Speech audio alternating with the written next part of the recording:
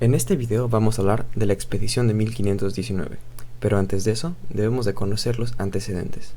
Para 1518 ya se habían realizado varias expediciones que salían de la isla de Cuba y llegaban a la península de Yucatán. Diego Velázquez quería que se realizara un nuevo viaje, por lo que nombra a Hernán Cortés como líder de la nueva expedición. La relación entre Cortés y Velázquez empezó a deteriorarse, por lo que, ante el miedo de perder su cargo, Cortés parte apresuradamente de Santiago de Cuba y llega a Trinidad, junto con todas las embarcaciones de la expedición. Pasaron 3 meses y la expedición finalmente partió de Trinidad el 18 de febrero de 1519 y llegó a Yucatán a través de la isla de Cozumel. Al llegar, Hernán Cortés intenta hacer que los mayas nativos dejaran su religión y adoptaran el catolicismo, pero los líderes mayas decidieron mantener su religión. Jerónimo de Aguilar, uno de los supervivientes de la expedición de 1511, oye las noticias de la llegada de Cortés y viaja a Cozumel para unirse a la expedición. Jerónimo de Aguilar tuvo un rol importante en la expedición, ya que fue el intérprete de Cortés por un tiempo. El 11 de marzo de 1519, la expedición castellana llegó a la entrada del río Grijalva, en donde miles de chontales se encontraban listos para defender la costa. Con la llegada de los españoles, los chontales atacaron y empezó una batalla.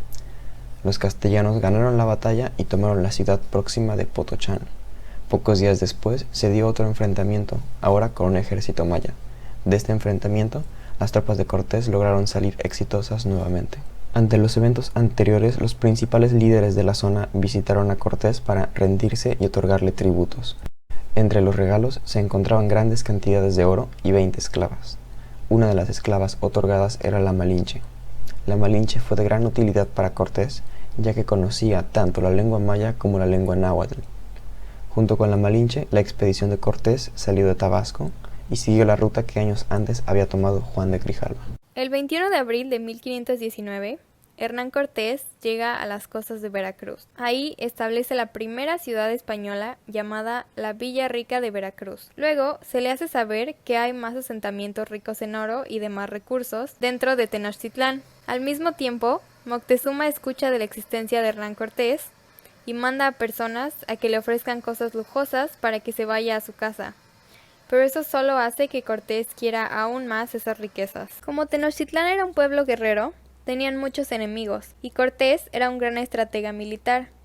Entonces no tardó en saber que había pueblos mesoamericanos que luchaban por mantenerse independientes del dominio mexica y que podían darle su apoyo. Por esa razón decidió desmantelar sus naves frente a las costas de Veracruz, y cerca de allí, el cacique Totonaca de Zempoala informó a los españoles que en su marcha hacia Tenochtitlán era conveniente que pasaran por el señorío de Tlaxcala, el cual se mantenía independiente. Hernán Cortés se aprovechó de esto e hizo alianza con los tlaxcaltecas, prometiéndoles libertad de los mexicas. El 8 de noviembre de 1519 llegan a Tenochtitlán. Se asombraron por lo hermosa, bien construida y peligrosa que era, ya que como estaba rodeada de agua, bien podían encerrar a los visitantes. Moctezuma pidió que se retiraran, pero como no pudo, los invitó a quedarse ahí como huéspedes. Esto fue aprovechado por los españoles para saquear oro e ir construyendo templos de su propia religión. Un día, al llegar los señores de México Tenochtitlán a cobrar el tributo debido a Nautla, un pueblo totonaca que se había aliado con los españoles, el cacique totonaca se negó a hacerlo, bajo el argumento de que no eran ya vasallos de los aztecas, y pidió ayuda al ejército español estacionado en el puerto de Veracruz. Ello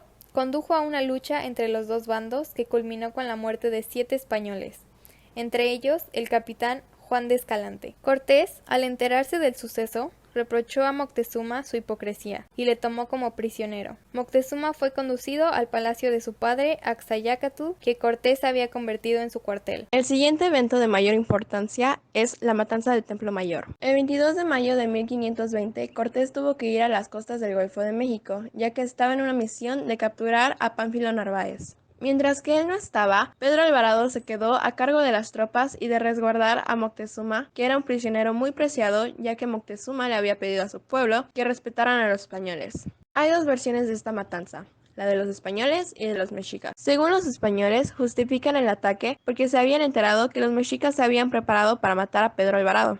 Y como estaban haciendo una celebración de su religión, tampoco a los españoles les gustó mucho eso. Sin embargo, los indígenas aseguraban que pidieron permiso a Alvarado para hacer la celebración, pero cuando los mexicas estaban bailando y celebrando, Los españoles aprovecharon para cerrarles las salidas y como estaban indefensos y no se lo esperaban, terminó siendo una masacre. Cuando Hernán regresa, la rebelión estaba comenzando.